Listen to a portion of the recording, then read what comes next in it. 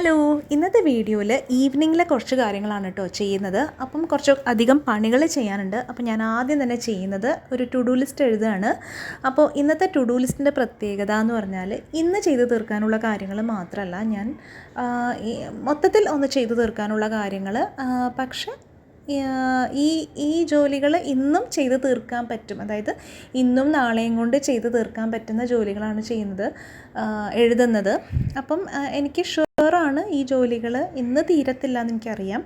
അപ്പം ഞാൻ പ്രയോറിറ്റി അനുസരിച്ച് കാര്യങ്ങൾ ചെയ്യുന്നു. പിന്നെ അതിനുശേഷം അടുത്ത ദിവസം എനിക്ക് അറിയാൻ പറ്റും എന്തൊക്കെ പണികളാണുള്ളതെന്ന്.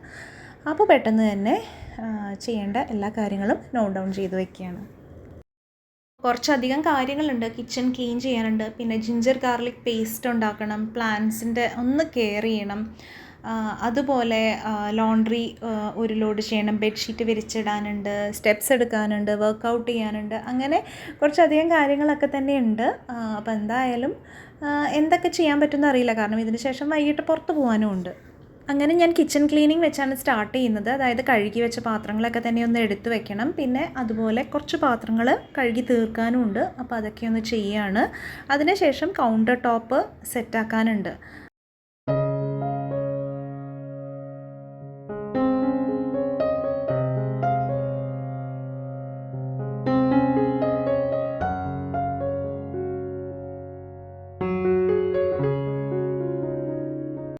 പിന്നെ അപ്പോഴാണ് ഓർത്തത് വൈകുന്നേരത്തെ സ്നാക്ക് കഴിച്ചിട്ടില്ല. അപ്പോൾ കൃത്യമായിട്ട് ഫുഡ് കഴിക്കണമല്ലോ, നമ്മളിങ്ങനെ ഡയറ്റ് ചെയ്യുമ്പോൾ. അപ്പോൾ വൈകുന്നേരം ഞാൻ ഈ ഒരു മാങ്ങയാണ് കഴിച്ചത്. പിന്നെ ഈ കൗണ്ടർ ടോപ്പിലെ സാധനങ്ങളൊക്കെ ഒന്ന് എനിക്ക് എടുത്തു വെക്കാനുണ്ട്, ജസ്റ്റ് ഒന്ന് ക്ലിയർ ആക്കാനുണ്ട്. അപ്പോൾ അത് ക്ലിയർ ചെയ്ത കൂട്ടത്തിൽ ഏറ്റവും അറ്റത്തുള്ള ആ ഒരു റൗണ്ട് സ്റ്റാൻഡും കൂടി നമുക്കൊന്ന് കഴുകി വൃത്തിയാക്കാനുണ്ട്. അപ്പോൾ ഞാൻ അതിലെ സാധനങ്ങളൊക്കെ ഒന്ന് മാറ്റിയിട്ട് അതൊന്ന് കഴുകി വൃത്തിയാക്കി എടുക്കുകയാണ്.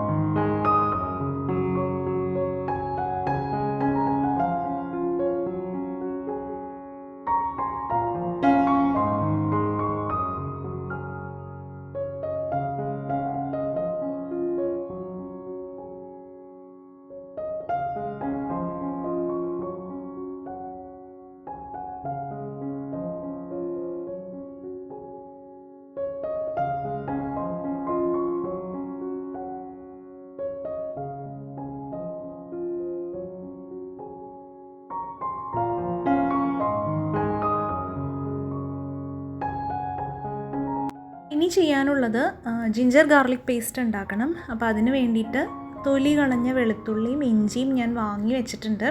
അപ്പോൾ ഇതെപ്പോഴും ചെയ്യാറുള്ള ഒരു കാര്യമാണ് കേട്ടോ.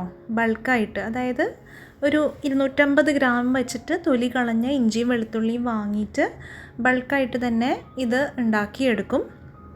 അപ്പോൾ ഞാൻ ജിഞ്ചർ ഗാർലിക് പേസ്റ്റ് ഉണ്ടാക്കുന്നത് എങ്ങനെയാണെന്ന് വെച്ചാൽ, ഇഞ്ചിയും വെളുത്തുള്ളിയും നമ്മുടെ മിക്സിയിൽ നന്നായിട്ട് അടിക്കും. അതിൻ്റെ കൂട്ടത്തിൽ ഉപ്പും മഞ്ഞൾപ്പൊടിയും വെളിച്ചെണ്ണയും കൂടി ചേർക്കും. അപ്പം ഈ ഉപ്പും വെളിച്ചെണ്ണയും മഞ്ഞൾപ്പൊടിയാണ് ഇതിൽ പ്രിസർവേറ്റീവായിട്ട് ആക്ട് ചെയ്യുന്നത്.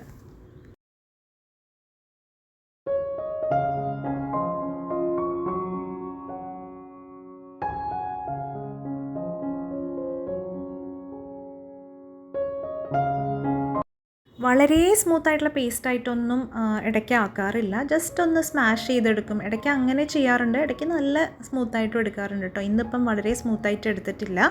അപ്പോൾ ഇതെല്ലാം തന്നെ നമ്മുടെ ജാറുകളിലോട്ട് ആക്കുകയാണ്. ഇതെല്ലാം ന്യൂട്ടെല്ലയുടെ ജാറുകളാണ് കേട്ടോ. അപ്പോൾ ഞാൻ ഇങ്ങനെയുള്ള ജാറുകളെല്ലാം ഇങ്ങനെയുള്ള പേർപ്പസസിന് വേണ്ടിയിട്ട് ഉപയോഗിക്കും. അപ്പോൾ ഇതിൽ ഒരു ജാറ് ഞാൻ ഫ്രിഡ്ജിൽ വെക്കും, ബാക്കിയെല്ലാം ഫ്രീസറിൽ വെക്കും. അപ്പോൾ എനിക്ക് ലാവിഷായിട്ട് ഒരു 1.5 മാസത്തിന് ഇത് തികയും കേട്ടോ. അപ്പോൾ ഡെയിലി ഉള്ള കുക്കിങ്ങിനും പിന്നെ ചിക്കൻ ഫ്രൈ ചെയ്യാനും എല്ലാം ഒരുപാട് ഉപകാരമുള്ള ഒരു സാധനമാണ് എനിക്ക് ജിഞ്ചർ ഗാർലിക് പേസ്റ്റ്. അപ്പോൾ ഓൾമോസ്റ്റ് എല്ലാ കറികളിലും ഞാൻ ഇത് തന്നെയാണ് ചേർക്കുക.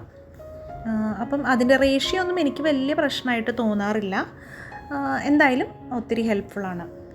അപ്പോൾ കൂട്ടത്തിൽ വെളിച്ചെണ്ണ തീർന്നു പോയായിരുന്നു. അപ്പോൾ ഞാൻ അതും കൂടി ഒന്ന് ഫില്ല് ചെയ്ത് വെക്കുകയാണ്.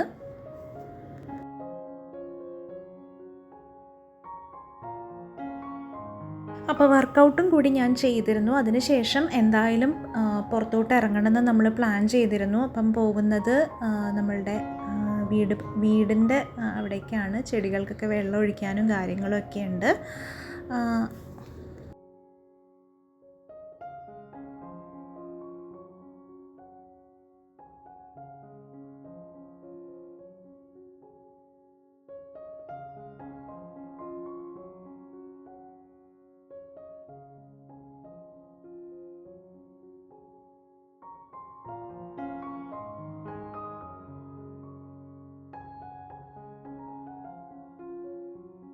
അപ്പോൾ കറിവേപ്പൊക്കെ നമുക്കിവിടെ സെറ്റായിട്ടുണ്ട്. അപ്പോൾ നമ്മുടെ പുതിയ ലാഡറിൽ കയറി ഞാൻ കറിവേപ്പ് പറിച്ച സീനാണ് കേട്ടോ കണ്ടത്. അപ്പോൾ ഞാൻ കുറച്ച് വേപ്പിലയൊക്കെ പൊട്ടിച്ചെടുത്തു.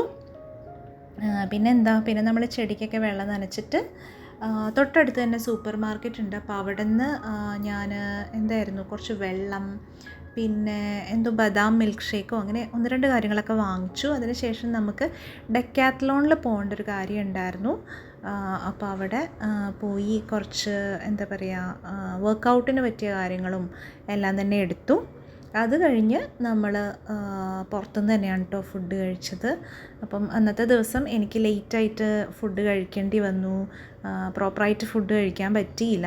കാരണം ഒരു 7 മണിക്കെങ്കിലും നമ്മളുടെ ഡയറ്റിൽ ഫുഡ് ചെല്ലണം. പക്ഷേ അത് ചെയ്യാൻ പറ്റിയില്ല. എങ്കിൽ കൂടിയും നല്ലൊരു ഹാപ്പി ടൈമായിരുന്നു.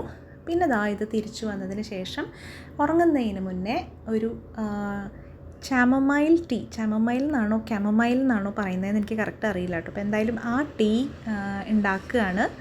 അത് നമ്മൾ ഗ്രീൻ ടീ ഒക്കെ ഉണ്ടാക്കുന്ന പോലെ തന്നെയാണ് ഞാൻ ഉണ്ടാക്കിയത്. അപ്പം ഒരു മിൻറ്റിൻ്റെ ഫ്ലേവറൊക്കെ ഉള്ളൊരു ടീ എന്ന് പറയാം. പക്ഷേ അത് നമ്മുടെ നല്ല ഉറക്കം കിട്ടാൻ നല്ലതാണെന്ന് പൊതുവെ പറയും. അപ്പം എവിടെയോ പോയപ്പം കണ്ടപ്പം വാങ്ങിയതാണ്. അപ്പം അന്ന് അതൊക്കെ ഉണ്ടാക്കി കുടിച്ചിട്ടാണ് ഡേ വൈൻഡപ്പ് ചെയ്യുന്നത്. അപ്പോൾ അതൊക്കെയാണ് ആ ഒരു ദിവസത്തെ ഈവനിങ് ടു നൈറ്റിലെ കുറച്ച് കുട്ടി വിശേഷങ്ങൾ. അപ്പോൾ ഒരുപാട് കാര്യങ്ങൾ പ്ലാൻ ചെയ്തതിൽ വളരെ കുറച്ച് കാര്യങ്ങൾ ചെയ്യാൻ പറ്റി. ബാക്കിയുള്ളത് അടുത്ത ദിവസത്തെ ലിസ്റ്റിലോട്ട് നീങ്ങും. അപ്പോൾ എന്തായാലും നമുക്ക് എല്ലാ കാര്യങ്ങളും പ്ലാൻ ചെയ്തു തീർക്കാൻ പറ്റിയില്ലെങ്കിലും വിഷമിക്കേണ്ട കാര്യമൊന്നുമില്ല. നമുക്ക് അടുത്ത ദിവസം എല്ലാം തന്നെ തീർക്കാവുന്നതേ ഉള്ളൂ.